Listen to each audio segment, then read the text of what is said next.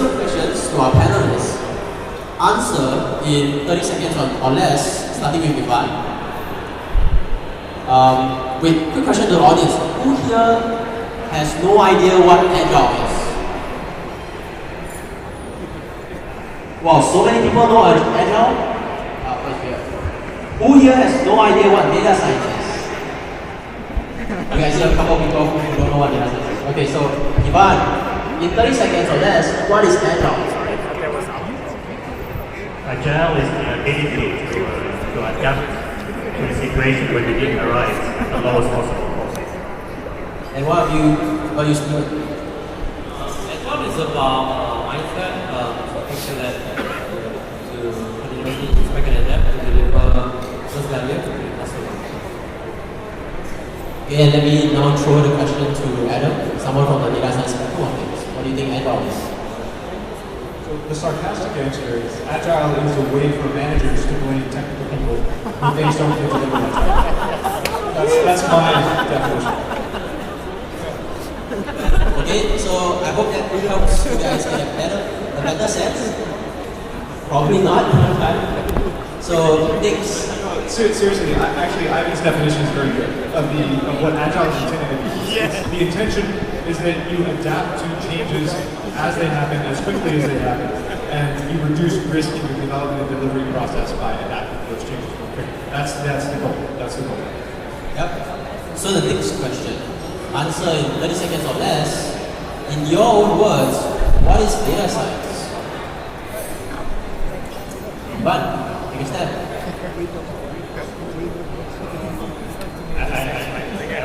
You're probably the same thing as the Agile, except that if you consider algorithm and data, it's actually the same thing. You just have to deal with what you have to deal with. So it's still, you need to be able to work with what you have. And because it's so heavily dependent on data, you must learn the way to handle the situation, to change the direction as needed. I think that's a good answer. How about you, Adam? There is no one definition of data science. First of all, it means like so many things in so many companies. The idea, the original idea, I think, or the most succinct definition that I've heard, is a data scientist is essentially a software engineer who's really good at statistics, but also someone who can do statistics and is good at software engineering. So you're neither the best at statistics nor software engineering, but you're kind of at the intersection of both. Now, like Agile, it's kind of a term that's been misapplied, let's say, in the last 5 or 10 years. So I think at this point, what data science means to a lot of people is, I used to be a BI developer, but I want to write this. Well, data science is the science and art of using data for manager to blame engineers. It's just aside. I think data science is about applying the scientific method to analyze data. Scientific method is about come up with a hypothesis, how do you validate it, and what is the margin of error, positive and false negative. It's really about that, something more rigor. And data itself has very little meaning. It's really about information. How do you connect the dots? Data is just a data point. This connection between the dots that tells you the story that's going on. So it's about applying science. I actually would like to expound on it. It's an excellent point. So if you're talking about data science that has science in the name, like Ivan was saying before, you have to call it science, it's probably not science. But the point is, if you're doing data science, you should be doing experiments. If you're not experimenting at all, and you're just building numbers, then maybe that's not quite what we're talking about when we're talking about data science. So essentially, organizations, they have huge amounts of data, they assume that it's valuable, but the skills to be able to work with it and understand the subtleties involved in dealing with large data sets are not necessarily well distributed in the larger technical population. So some people have additional skills in these areas, and they try to find valuable ways to use the data that organizations have. Usually by experimentations, they have hypotheses, they test them, and then they iterate on that process. Thank you. I think to wrap it up, I feel that data science is just using data to create value. And Adam mentioned experiments, software engineering, POCs, building software, Agile really helps us be more effective at that. So, to move on to our first official question, what is Agile in the context of data science? Can Agile and data science coexist? Can Agile be applied in data science to any of our goals?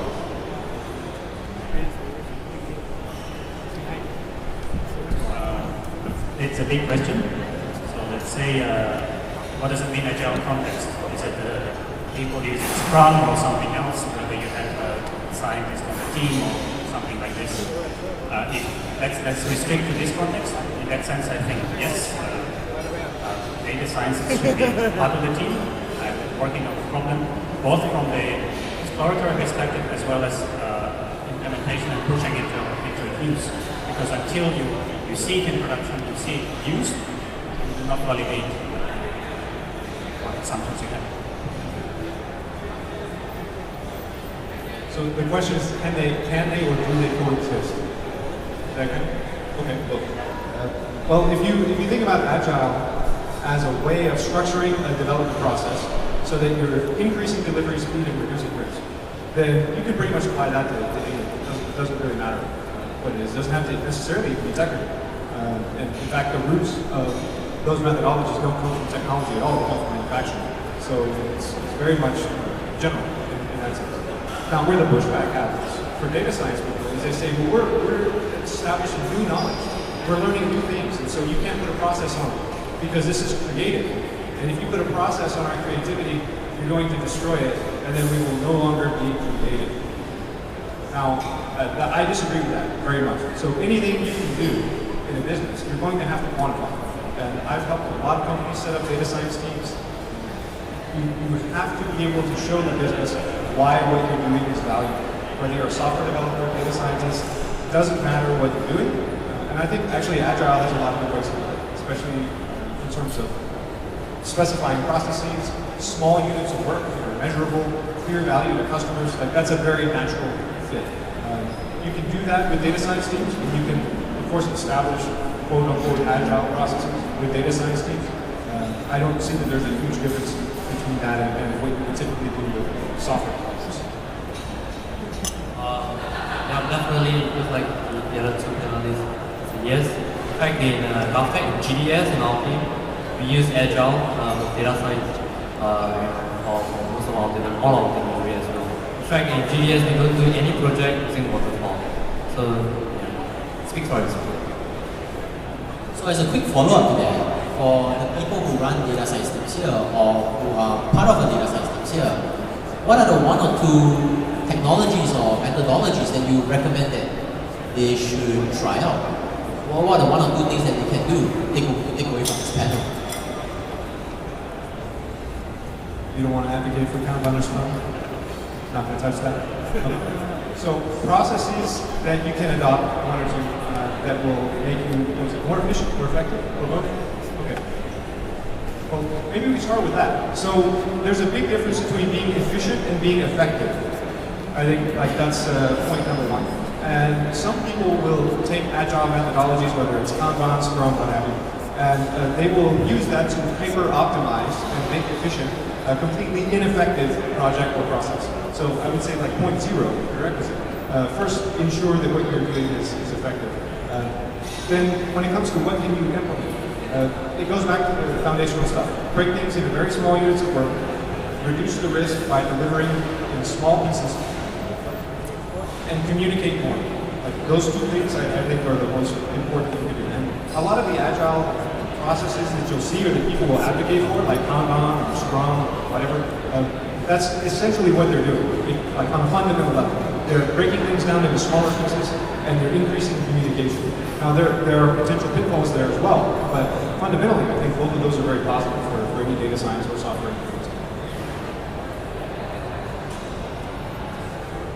Maybe I can add one thing. Is, so although we say in Agile we are using empirical processes, actually data scientists should be more familiar with the value of empirical process, and that's something they can bring to the team by explaining what does it mean to run an experiment and how do we validate ourselves. So not just the agile part. Actually, data scientists hopefully understand this from their own background, and it's a good combination, I think. I think Adam and Ivan mentioned a point. Adam said break it down to small units of work. Ivan, you mentioned empirical. So the question is, and I hear this a lot, in software engineering, when we talk about Scrum and breaking down small units of work, we have workable features. It can be unit tested, or you go to UAT for user acceptance testing. How does this work in data science, especially in a research context? How would you suggest we adopt this? I think it can be similarly adopted. More of it's just that the application of it will be more data-driven rather than visual-driven. Because when it comes to delivering digital services like UI and all that, it's a lot, it's visually driven, so it's probably like automated testing, Selenium and what have you, right? Do the clicks. But for data, you spend a lot more time on data, which means that you need to find out the golden set of data, test out positive and negative scenario, and validate the hypothesis. So yeah, in principle, can similarly be applied, just at a different way of doing it. I want to add one thing is people who are coming to the data science from, let's say, statistics or math background, they usually don't have a strong foundation in software engineering, and even the whole idea of unit testing their work is not there because we are not taught to do this way. So that's when you get help from software side to ensure what you are doing, you're actually protecting yourself, and you always can rely on the way of working because it will help you to prove that you are actually code is right. Another thing to add is that the idea of unit tests is to make sure that the things you test is small, it's a single unit. So if you apply that in the area of data science, that means that you only test for that one particular hypothesis in the use case, rather than you test for a lot of others, which makes it very brittle. And it's not really a unit test, then it's really more of a functional test. I think there's really a lot of overlap between some of the agile practices surrounding research and data science, because the same sort of thing happens in software development actually. So if you have to build something that you don't quite know how, what do? You're doing some kind of agile process. You time box it. You say, I'm going to spend 1 day or 3 hours or whatever trying to figure out how to do this thing. And at the end of that time, I'm going to reevaluate my situation and then see what I should do after that. And exactly the same thing can apply in the data science process. So you can time box research that you're doing for data science work, just like you can time box research you're doing in the software development. There's really no difference. But a related problem to that is estimations, which I don't know if you ever been asked about it, but just maybe as a preface to that. Is anyone here good at estimating the time it takes to build software? Is anyone here really good at that? Not really. This is the most honest audience I've seen in a really long time. Sometimes when I ask questions like that, I say, who here is good at estimating software? They'll be like 30 or 40% of people will raise their hands. And I'm like, no, you're not. No, you're not. So here's the thing. When it comes to time boxing and agile stuff and estimations, I actually don't put a cap on it like I would with research. So if you have a research task, you can say, I'm going to get to 3 hours or a day or whatever, and then I'm going to stop my research. You can't apply time boxing to estimations. And this is where some people get confused. They think, okay, well, we're going to time box the development just like we time box the research. No, you can't do that. And personally, just as an aside, my preference for software estimations are hours, days, and I don't know. So you do t-shirt sizing for yourself. So on that note, last question from the agile side, which is that what agile practices are useful for data science teams? Or let me put it another way, should data science teams join the tech team in their daily setups? Or should data science teams have their own set of rituals, retrospectives, daily scrum, sprint review, daily planning? Or what can be applied and what maybe might not work so well? I see Ivan's working there. The answer is yes. So in my opinion, it's best that data scientists mix with development teams. There are no separate roles as such. I mean, data scientists or software engineers as the good name for programmer. That's it. And you do the work that needs to be done in the context of your iteration or your quality work.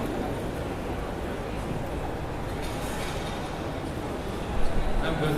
Just like should be the same thing.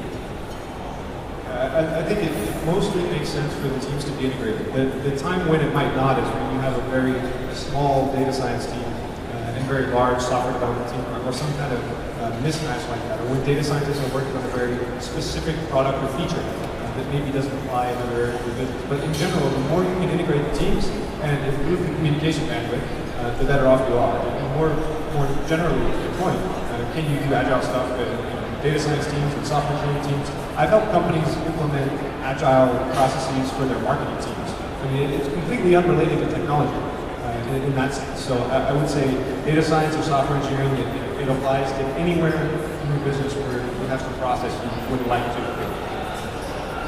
Okay, so one question we have from the poll in the context of Agile and DevOps is, do you think that it is essential for DevOps to be familiar with data tech stack? Do they need to be familiar with data storage, data processing? Absolutely, because the whole idea of DevOps is to, you have a good pipeline and continuous delivery and a lot of things that the technology that you use in data science, we use Kafka, MQ, Spark. It has an implication in the ability or the inability or the challenges you face of pushing code out of production. So the DevOps definitely needs to be very, very well versed with the technology, the dependency, and how to develop.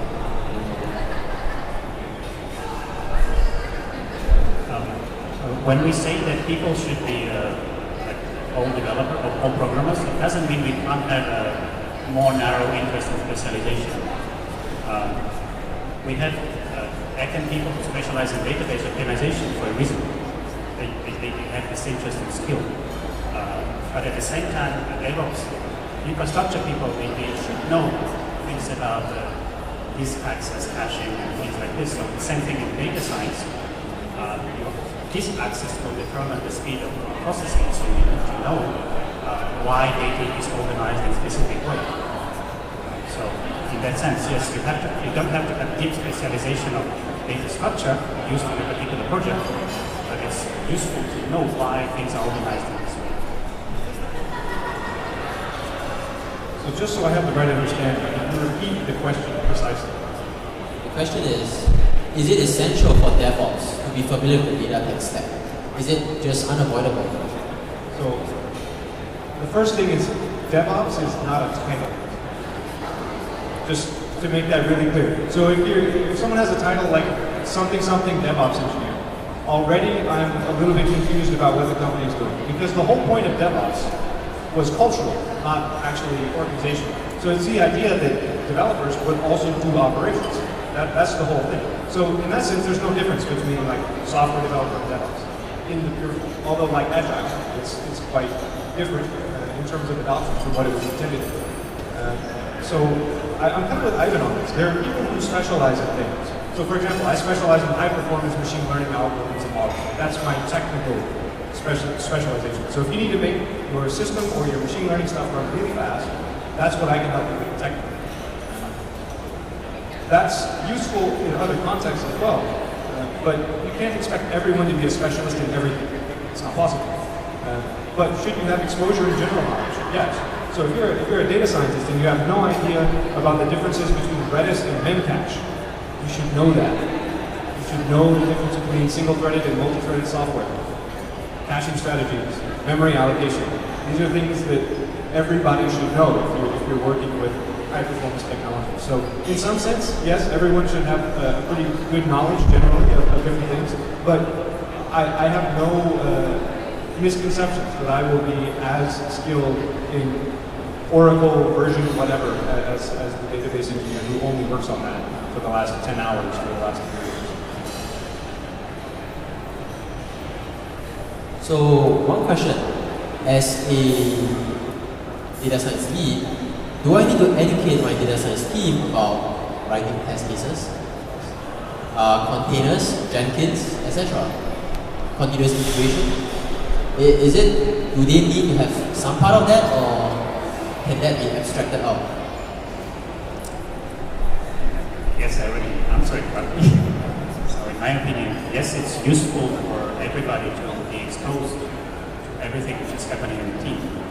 So it's both useful to know why people spend time, why it's a valuable time, as well as step in when it's needed, because things happen. Everything happens. If you need to replace your employee, you have to have a minimum set of skills. So it's useful. And also, whenever you have discussions about new features, you can take this into account with these people back to back. Yes and no. So if you're doing an exploratory data analysis and you're just looking around, you absolutely do not need to write test cases at that time. Now, some of the software folks that are very strict about test-driven development will say you must always write your test case first, right? Create and refactor, no exceptions. But it actually doesn't make sense. In the case where you're doing something exploratory, it's a prototype, you're going to throw it away, it does not make sense to do the testing. So, but that's different than should they be aware of it. And I think it kind of goes back to what we talked about when we were talking about Agile and shortening the time to deliver value to customers. So if your data science team is actually deploying stuff to production, that's a much shorter value time to customers than if your data science team passes off to your software development team that then rebuilds everything and adds cases and logging and all that other stuff and then deploys to customers. So to the extent that you can help the business deliver value to customers faster, yes, you should write tests. You should have logging. You should have all of those software development practices to the extent that it's helpful for the customer, but not just for dogmatic reasons. And just to add, it also depends on, other than the nature of the product, it also depends on how big the team is, rather than being exploratory. Because like even in governments, a lot of things that we do when it involves data science, certain things are more related to policy work. It's a one-off thing, for example, you talk about price of milk powder and stuff like that in the supermarket. So it's really a one-off thing. So definitely not for that. It's too costly to do that. But there are things that related to the digital services that we build for the citizens. We need to apply the modeling, data science into it. Then definitely it's this. So again, it depends. What is more important to get out of this? Don't do things just because Facebook is doing, Google is doing. Don't do that. Because it depends. Please don't do that. So one thing that the panelists mentioned that's quite interesting, which is that, okay, there seems to be two tracks, two ways of doing it. One is that your data science team develops the solution, the data preparation, feature engineering the model. They write the test cases, they do the logging, they help it go into production. And the other way, which some other places on top as well, which is that the data scientists write some prototype code and then they hand it over to someone else who takes it to production. What are your views on this? What are the pros and cons? Is there a better approach? In what context is each approach more suitable for the team? I think it really depends on a couple of situations. Number one, time to market, the people you have on hand, how cross-functional they are. In the most ideal, so you look at it from a spectrum, right? On one end, everybody is a specialist, they already know to do one thing. On the other end, everybody knows everything. That's the most ideal situation. But the matter of fact is that you have a product to deliver and you have timeline to meet. So it really depends. Ideally, you strive towards the one on the right, which is everybody should know as much as possible. But reality, bites time. So it really depends. For example, that kind of product which you are building is ready for visualization. Then maybe you do not need to have the whole thing knows a lot about the back end, but you focus on the front end, exploratory, visualize, test our hypothesis, so that you know what are the visualization you need to build. And then in Govtech and GDS, sometimes data science is used to provide insight to policymakers to make the right policy, right? So that's again very different as well, because they probably have some hypothesis they want to validate. But they already know what they want to find and what they want to. So those are the things that you probably do not need a data science to be like the full stack about. So again, it depends. So I think the case where it makes sense for a data science team to build something and then just throw it over the wall to a software development team, that's very rare. I can't off the top of my head actually think of a situation where that makes sense. So I'm actually much more in agreement with Ivan in this case. The more you can integrate your data science people with your software developers, the better off you'll be. Now, the other part to that is what we're really talking about is interfaces. So what does the interface between a data science team and a software development team look like? Assuming for the moment that you have two separate teams, right? And the answer to that is it looks like pretty much any other interface. So the data scientist should be producing some API that's well documented and well tested, and they're hopefully also on call for it. So if it breaks, they have to fix it, not somebody else's problem. And that's actually the interface between the data science team and the software development team. The software developers can program against it, the data science people can maintain everything behind it. It's a very clear separation of concerns. That works out very well. So if you have a data science team that has to be separated from your software development team, having a very clear API for them to work with together actually is, in my opinion, probably the only way to go.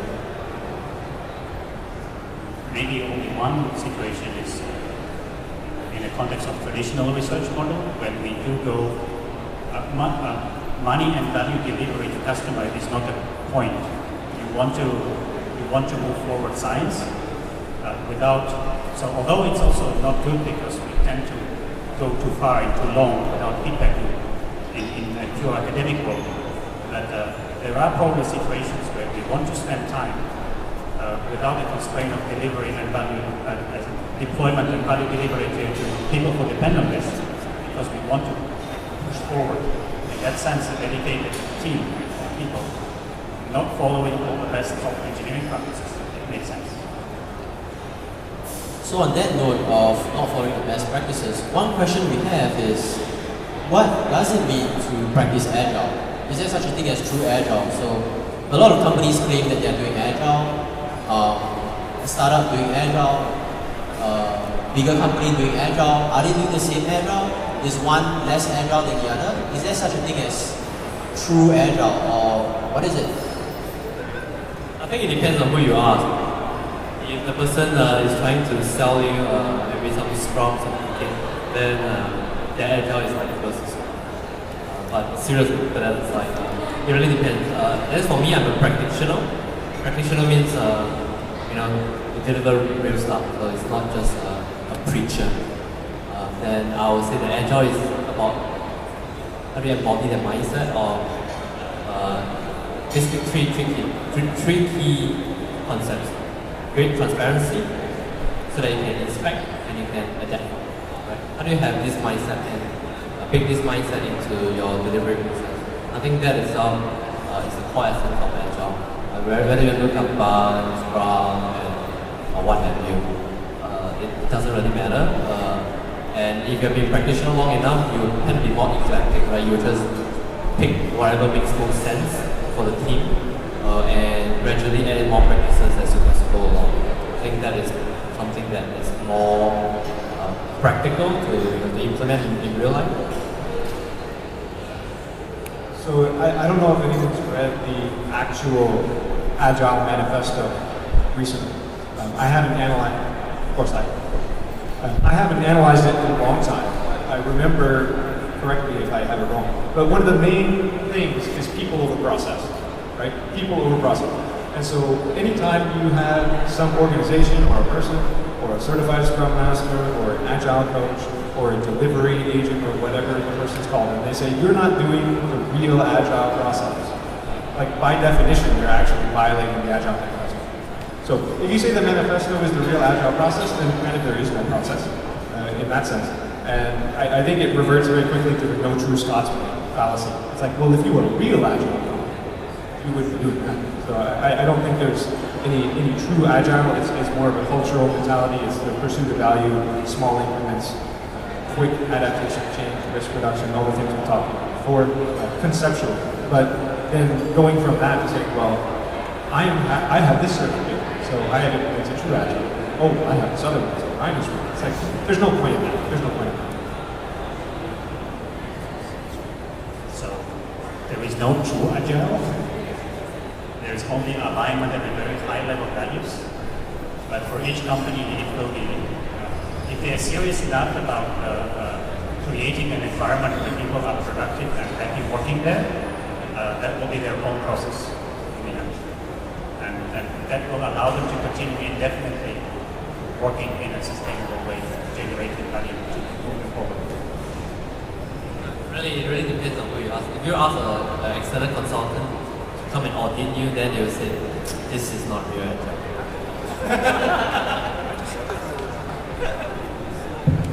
So, to that question, right?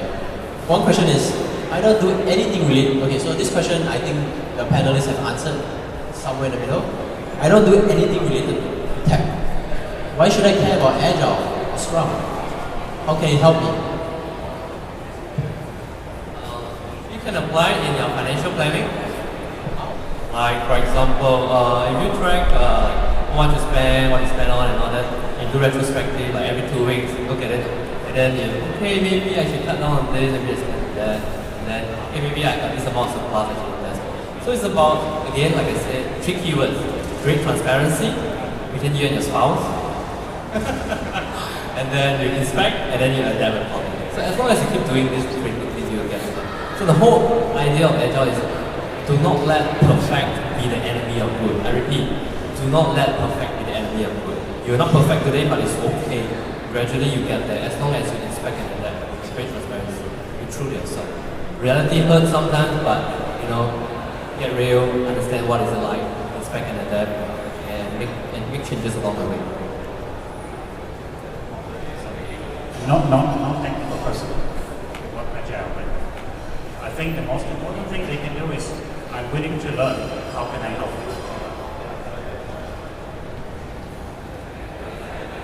I actually think the financial planning example is really good.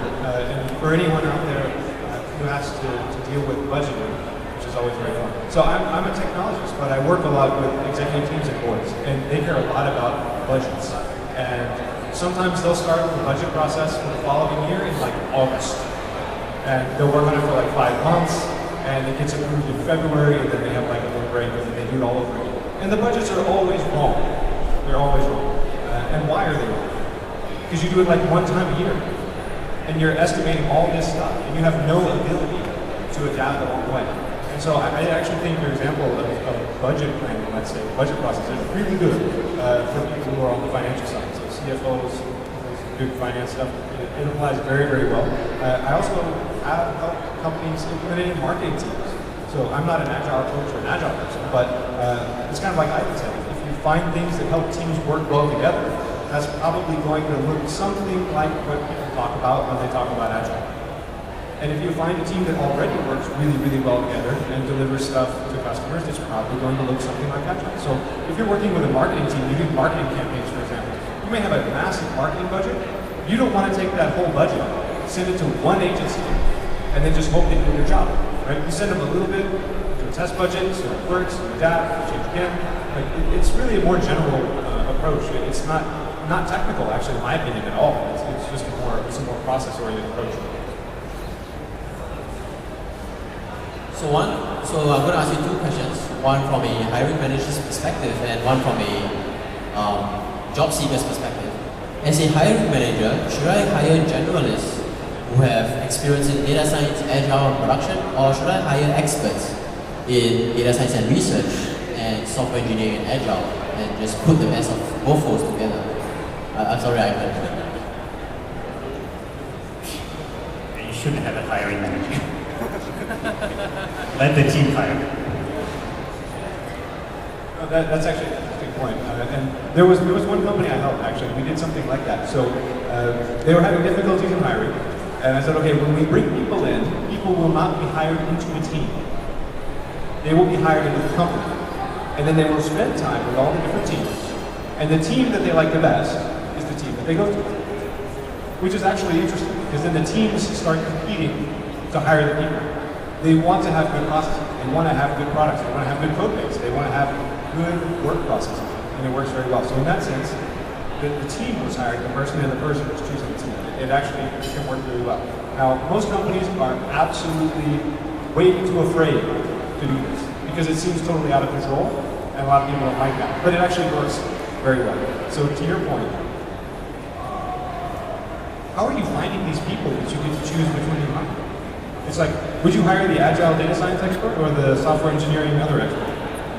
Like, I've never seen this before. I'll hire both. I hire both.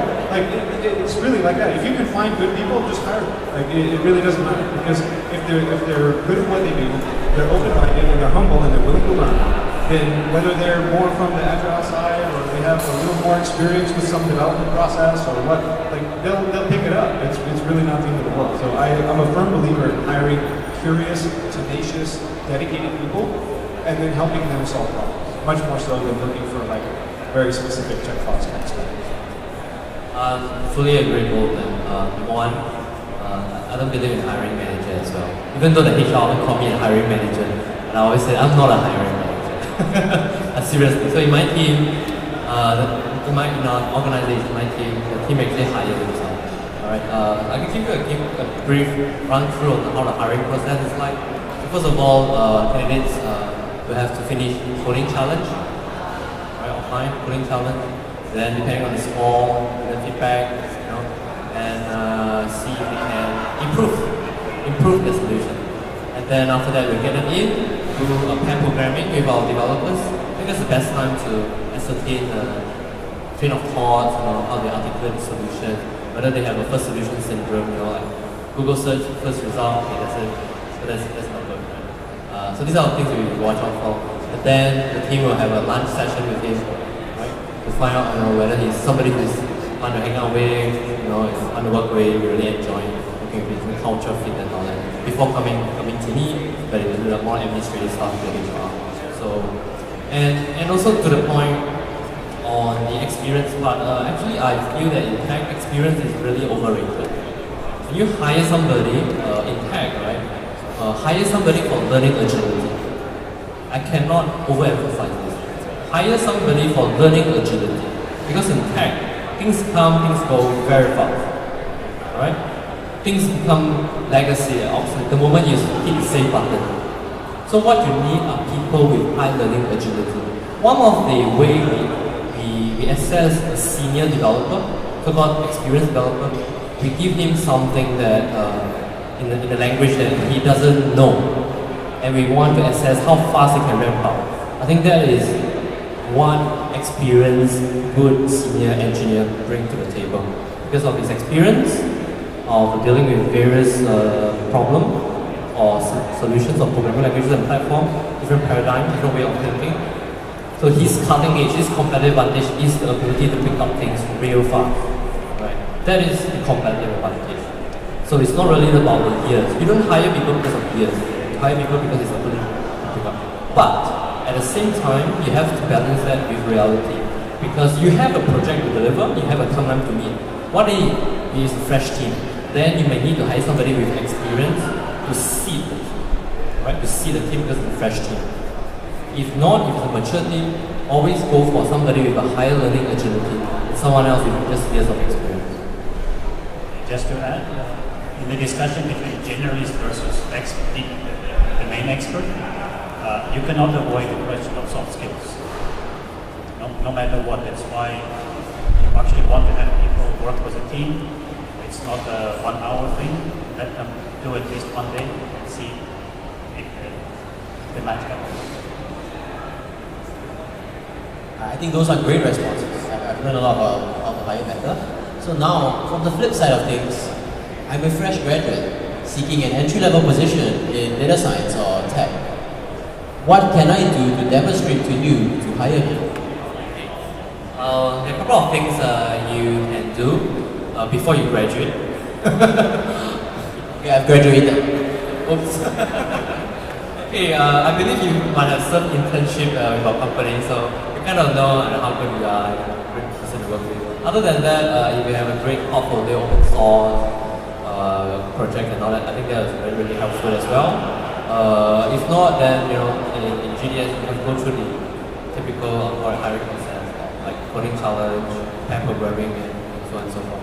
What's the most important thing that we look out for are the fundamentals, right?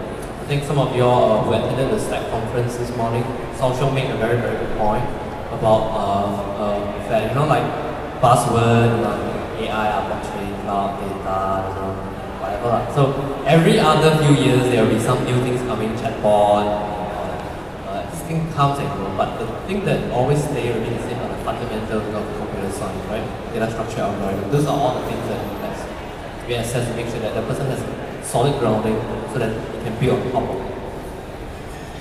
So I think my answer applies to everyone, not just fresh grad. So let's assume that you're a fresh grad, you've just finished university, you've never had a job before, no internship, nothing, very fresh. How is anyone supposed to know that you can deliver anything at all? Right? The answer is, hopefully, you've taken some time to develop some additional projects outside of work that you can show to people. You have some kind of portfolio, right? If an artist was going to be hired, everyone would have to see the portfolio. I've seen in the malls in Singapore, the wedding photography places have tons of wedding photos that they've done, right? Why? Because people want to see the proof that they can actually do something. And I think it's invaluable to have those kind of projects available. They don't have to be crazy, massive, big, time-intensive projects. Because one response I often get on that position from people, especially people who have families, maybe they're married, have children, they say, hey, I don't have time to do side projects. And it's not fair that people who have time to do side projects are more likely to get hired. Which is actually a completely ridiculous statement, because it's essentially saying, I can't prove my worth, but I still want to get paid. Right?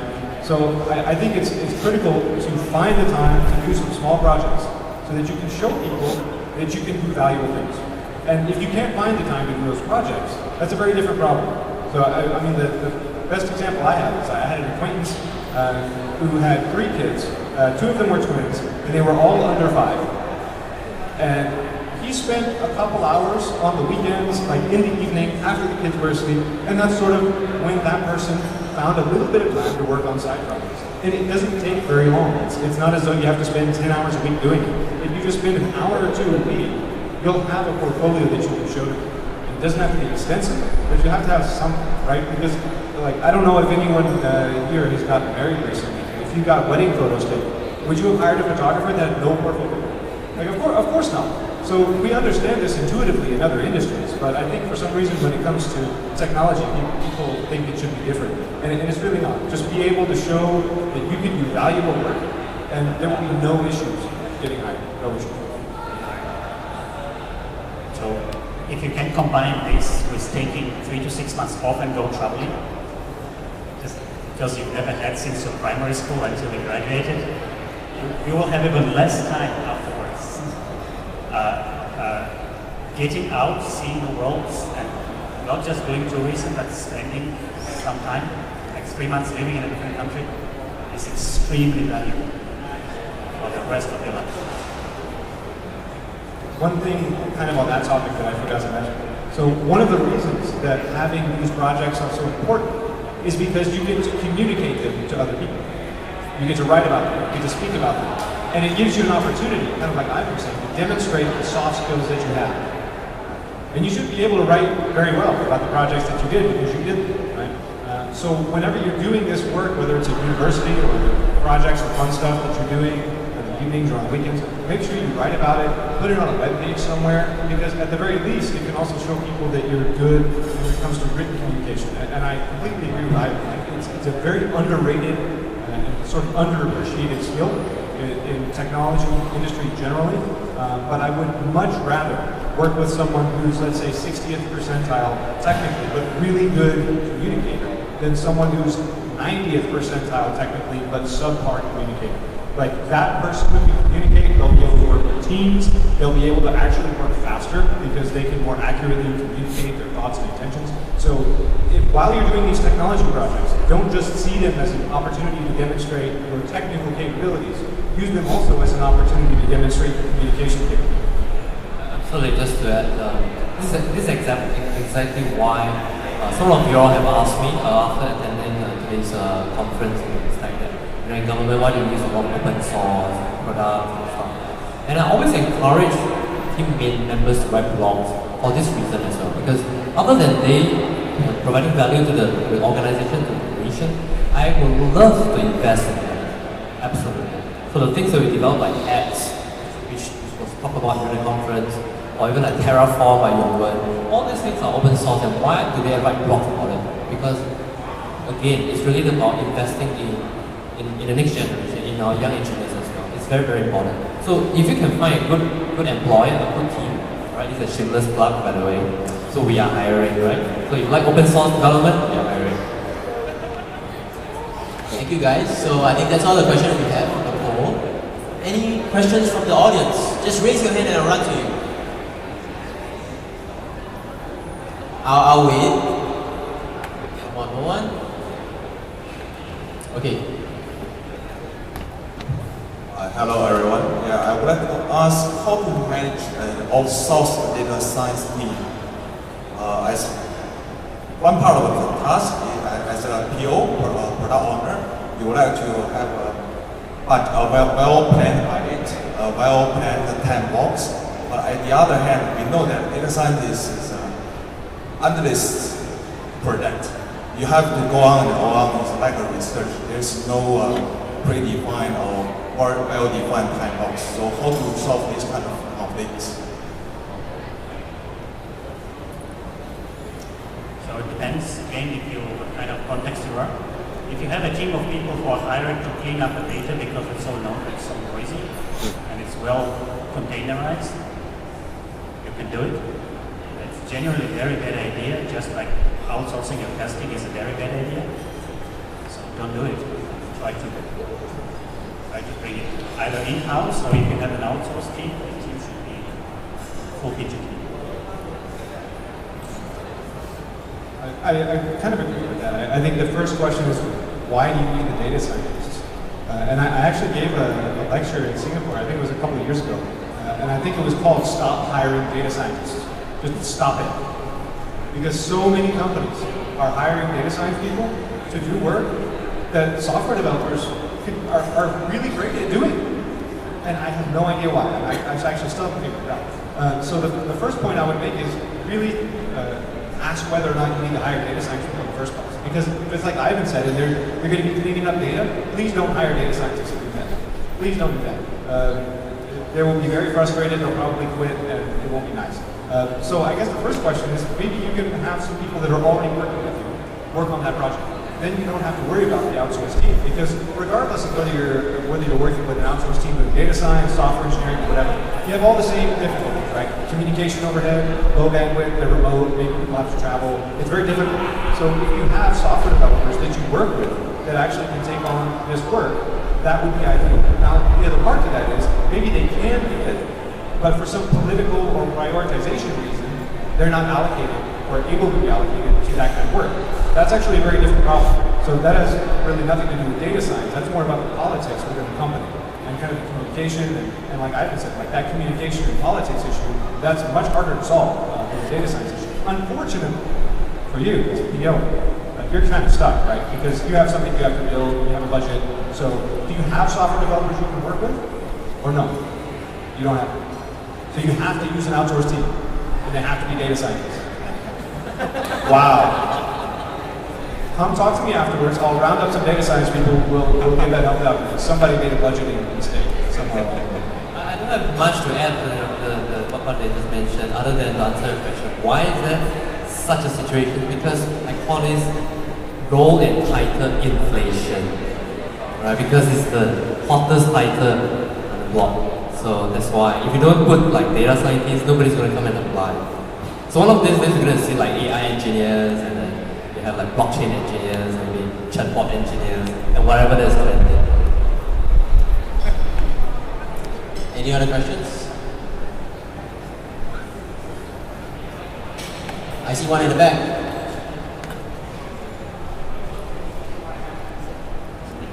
Hi, thank you very much. What about self-organising teams? Do you think this can work in the data science area as well as the agile area? Self-organizing teams is a very tricky label because people will self-organize. I mean, if you think about it, everyone here has self-organized into this configuration right now. So in that sense, yes, you can get self-organizing teams. But I think the difficulty people run into is they confuse a self-organizing team with an efficiently functioning hierarchy. Those are different. So any group of people is going to form a hierarchy. It's either going to be informal or formal. There's no in between. So if you want to have an organization, a team, a set of teams, letting them self-organize completely is actually really difficult to do in a way that's healthy for the organization. Because what you'll have then is informal hierarchies, and that leads to extremely toxic political environments. So you have to define the hierarchies in a way that ensures they continue to be positive. Now, you can do self-organizing teams within constraints, and I've done this before. So I think there's an article on my website called the 10-minute reorg. So has anyone here been through a reorg, like a reorganization, while the team's changed? Yes? People nodding and crying. Okay, so I had to help a company do a reorg one time. And we got everyone in a room, very similar to this. And I had already talked to the people who were going to be the new team leaders. Right? And we stood them up over here, kind of where we are as the panelists, and said, we have to reorganize the teams because of all these reasons. Go to whichever team lead you want to work with. And that was the 10-minute reorg.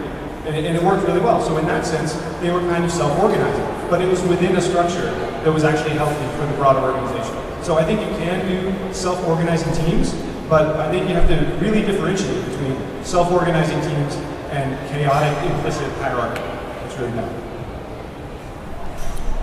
So, I agree.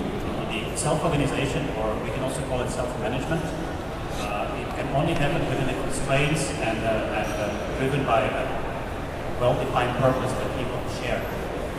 Then people move in the same direction in a self-organized way. That's possible. And it's nothing to do with data science. Thank you. Do we have any more other questions from the audience? Eugene. Hi, good evening. So my question is, so suppose I'm in this situation that we are having a new project and we have a well-defined project, but the first person we got is a PhD researcher or academic. So, and let's say I have budget for 3 more people. So what kind of roles should this 3 people fill, or what kind of expertise should we be trying to build to best tap on the skills and the capabilities of this first researcher or academic? Can I probe further to that? What is the aim of the project? What is the purpose of the project? So I don't have it's more of a general question, situation. But I guess the idea would be that we have a problem to solve. This problem is like probably something that is kind of novel, something that we need a solution for. It's not like a core bunch of APIs. Like it's something that probably needs a bit of research. But on the other hand, it's like it depends on how deep you want to go. So you can build something that's more at a surface level and solve the problem in general, or you can go all the way into research and solve the problem at a very deep level research level. So it's like kind of flexible in the sense that you find research. Thank you. I think if you do not know what problem you're trying to solve, you can't know what kind of people you're going to hire. Yeah, really. I do have a couple of principles. Until you know what problem you're trying to solve, what skill sets you need, don't hire. Don't hire. Unless your organization, they do hire and fire, otherwise don't. One of the techniques I use when I have a very one PhD or no PhD or whatever, if you have some existing team, right, and then you have some spec accounts available and you want to solve a problem, the best person to ask, the best people to ask is the team themselves. Because I'm pretty sure that there are a lot of things that you do not know, or nobody knows about the skills that the team possesses. So it's always good to ask the team. For example, right, give them this is a problem you need to solve, right? Ask them, facilitate a session for them to list out what are the skill sets required to solve that kind of problem, right? So with the list of skill sets, then one of the teammates who has any of these skill sets, let them self-select. And then you figure out where are the gaps. And then from there, it's a lot easier to figure out what are the roles to hire, which one is the first, second, and third. So if I understand your question correctly, it's like, let's assume we have a PhD person in a team, and then how should we form a team composition around that person in order to have a team with the highest likelihood of having high output? Is that the idea? So my first question would be, why did you hire a PhD? Right? Honestly, why? Sorry. But seriously, if you have a very specific problem, so when people do a PhD, like that's a very extensive process with a lot of focus in a very specific area. So if you're working in that area, you probably need a team of PhDs, not just one. First, you might need to hire more than one. But if you're doing software development in general, so most people that are doing software development are more or less writing code that interacts with REST APIs, and that's pretty much it. So you're talking CRUD apps and databases. So if you hired a PhD to do CRUD apps and databases, maybe not the best. When it comes to team composition, some of the best people I've ever hired were actually fresh grads. So I worked with a company some years ago in Germany, actually, and they had a pretty mid-sized software development team in their headquarters, about 70 people. And some of them had been there for 10 plus years, very experienced, kind of like PhDs. And I hired this person, fresh out of school. They were amazing. They were one of the top 3 most productive developers on that team, right from the beginning. So I wouldn't worry too much about the credential itself. The bigger question is kind of like what Ivan was talking about and what we were discussing before. Is the person a quick learner? Are they curious? Are they, I think you said mental learning agility. So do they have a high level of learning agility? Right? Those are the main things. And then regardless of what their credential is, personally, when I'm hiring and when I'm advising companies on their hiring processes, having a PhD it doesn't help you or hurt you. It's not anywhere in between. Because we develop the processes to be independent of the educational credential. So I usually advise companies to have coding challenges, short, between 2 and 4 hours. So if they do end up with PhDs, it's not because of the PhD, it's because that person happens to be the best fit for the role. So I would focus more on the hiring process itself and make sure that you're getting the right people for the right roles, more so than trying to balance someone with a PhD and then, I'm going to hire some fresh grads to balance the PhD person. I think that's a very much overemphasis on the educational credential. Any other questions? Okay, one from that. What do you think about organizing a team in terms of remote working or distributed team? In terms of agile development, do you kind of grow having a distributed team, like people working in different time zones, kind of complementing each other, or do you like having a team together? So that's the first question. The second question is that you mentioned that estimation is very hard. So how do you evaluate the performance of the team? Because you don't know how the task will go to take. How you know whether the team is going to be effective or not? I have worked with distributed team before. So in my past life and past life, I work in MNCs. Spent about a year in Austin, more than a year. Work in Suzhou and Shenzhen. My advice is, if you can, don't do it. Don't do it. It's very, very painful. Especially when you have different time zones. That's double the pain. It doesn't really work well. Because in software development, right, the bottleneck of software development is always about learning. It's about learning, right? That's the biggest bottleneck. It's not about typing. Otherwise, you don't need software engineering. Just hire typists, type real fast. And when you have a distributed team, it just slows down communication and that impedes learning. It's very, very challenging. I don't know if it's at all possible to have an effective and efficient delivery team with distributed team at all. If you know how to do that, let me know. I want to learn from you.